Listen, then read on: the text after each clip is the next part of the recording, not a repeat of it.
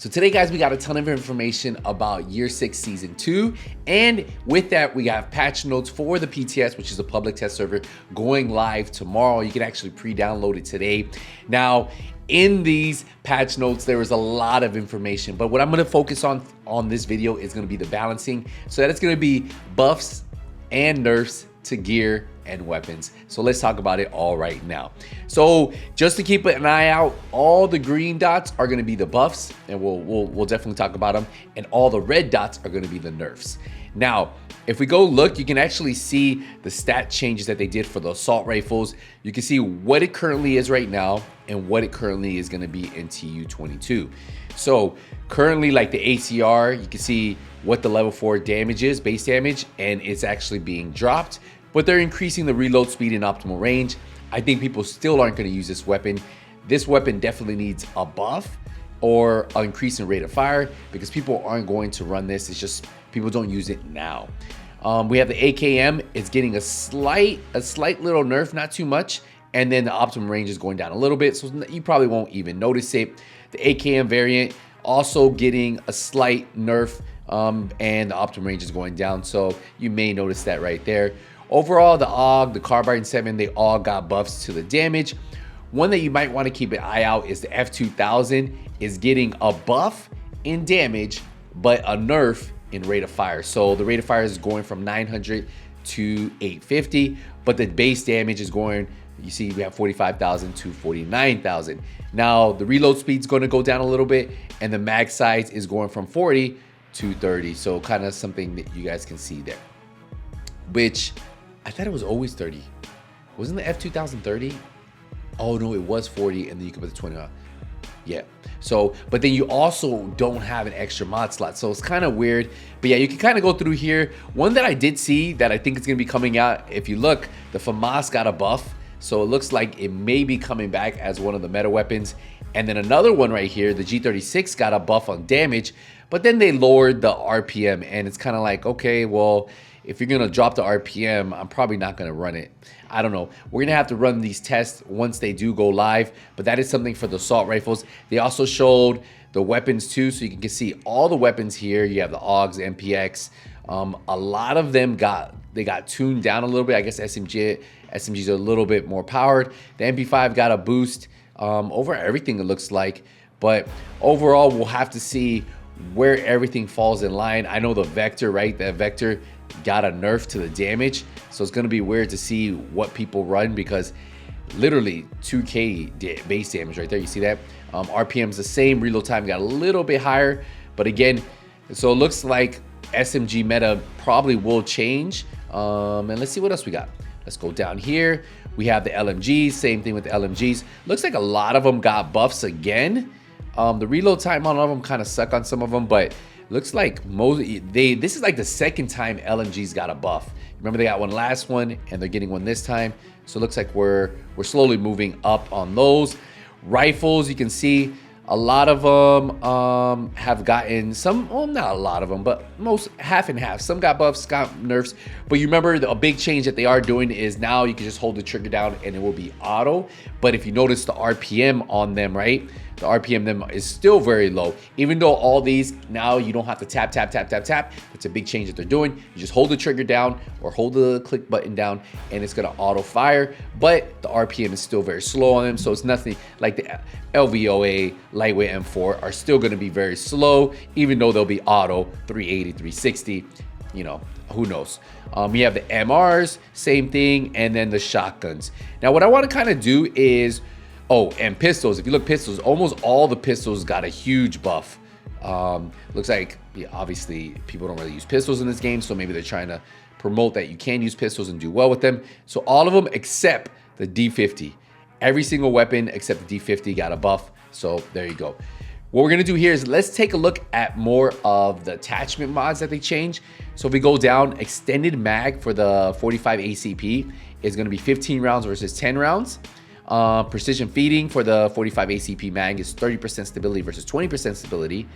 They have the spring EMP, the 5.56 mag, 30% stability up from 20% stability. Will people use that? I guess if you really struggle, but most people aren't going to give up 20 rounds on their 5.56, right?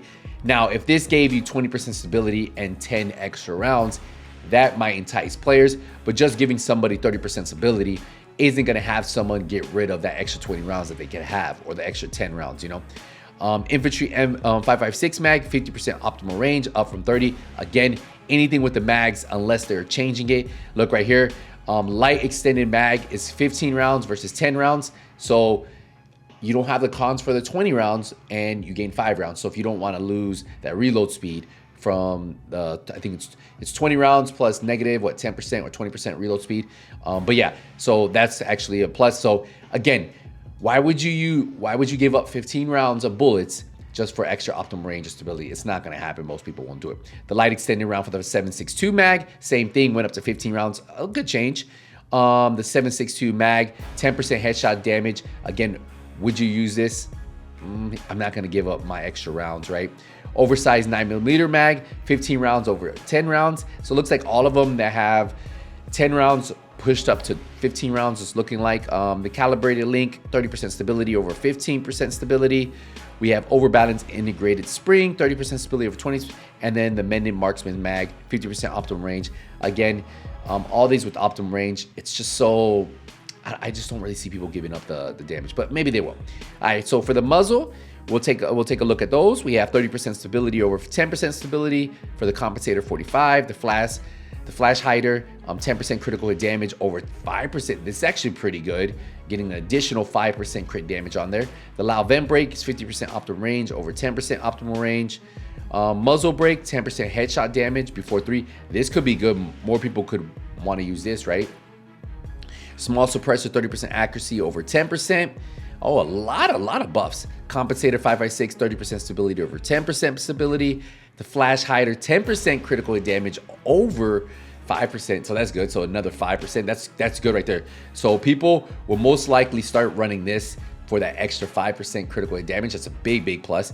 Large suppressor 5.56.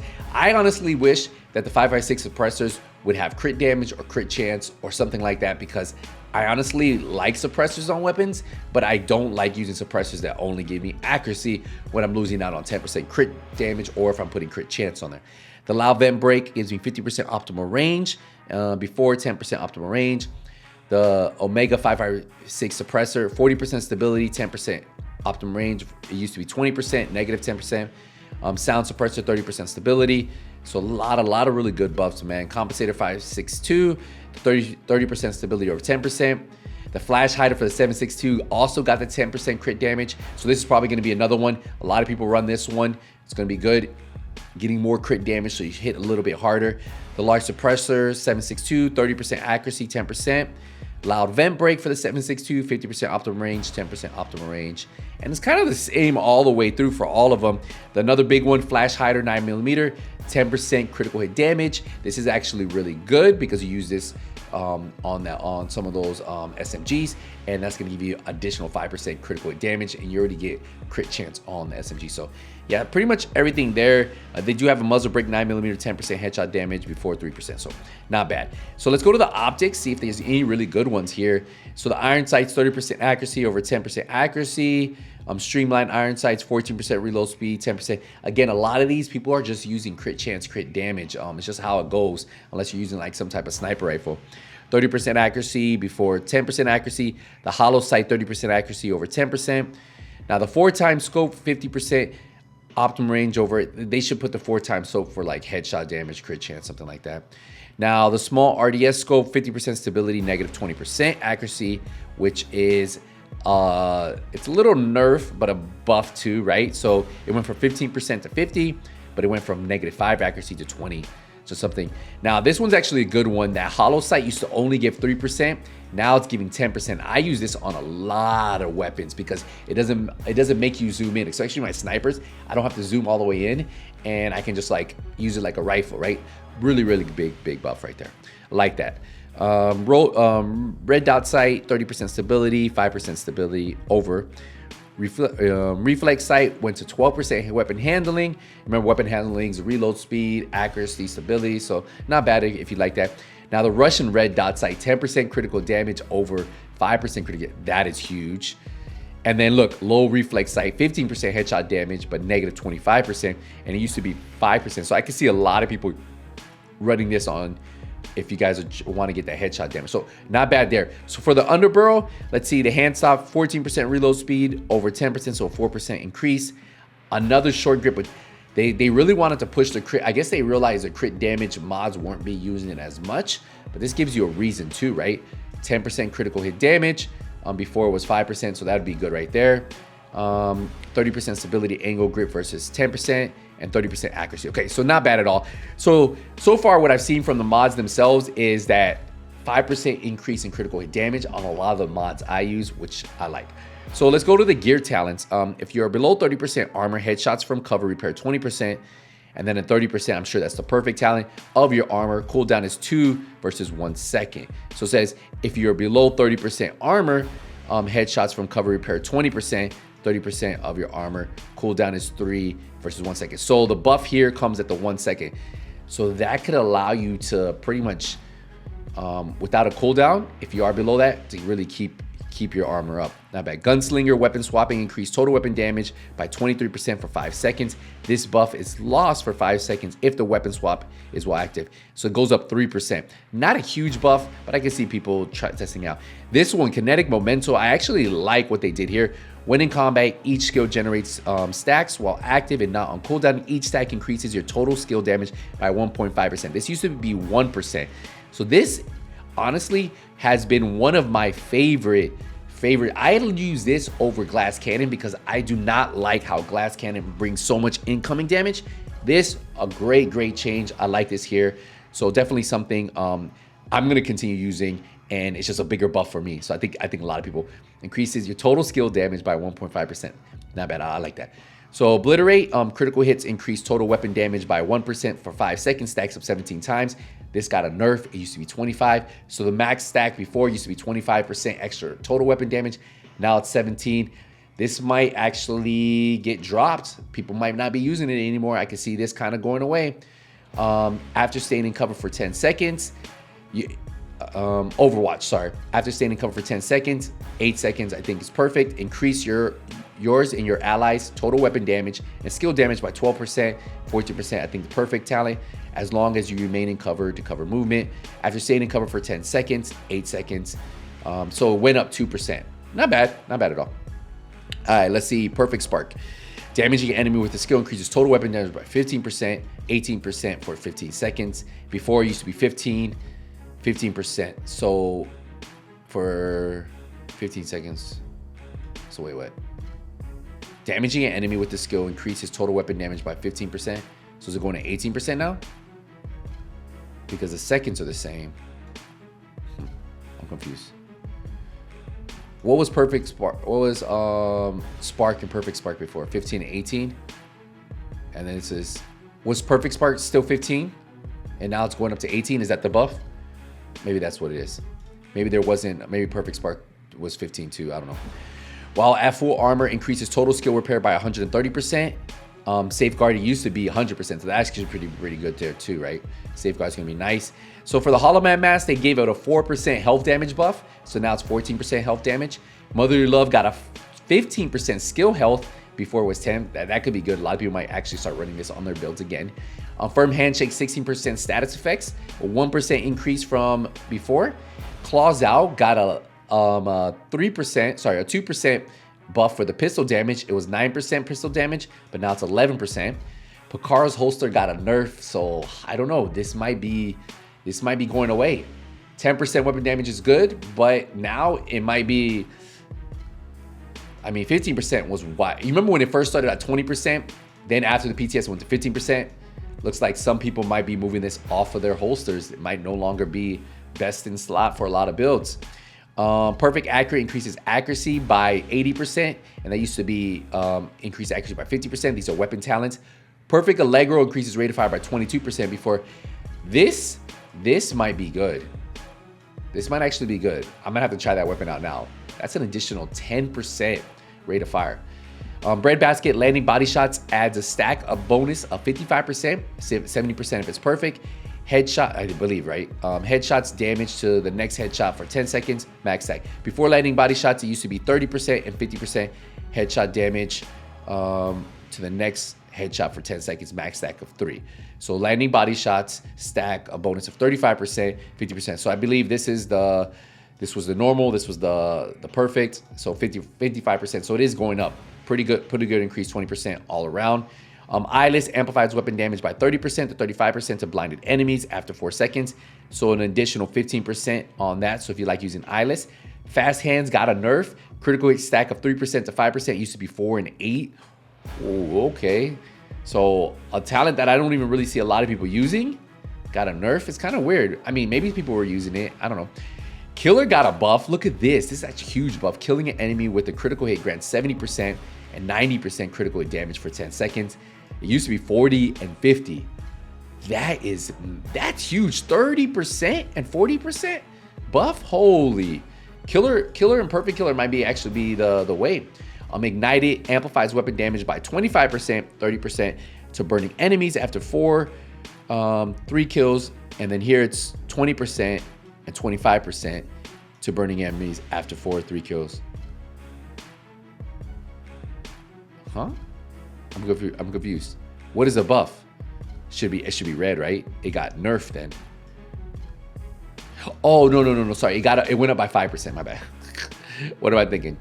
It's early, guys. It's early. All right. So amplified weapon damage went up 5%. Okay. Ignited. So it seems like Ignited, Eyeless, all the ones that are kind of like in the same concept have gotten improved. So what else?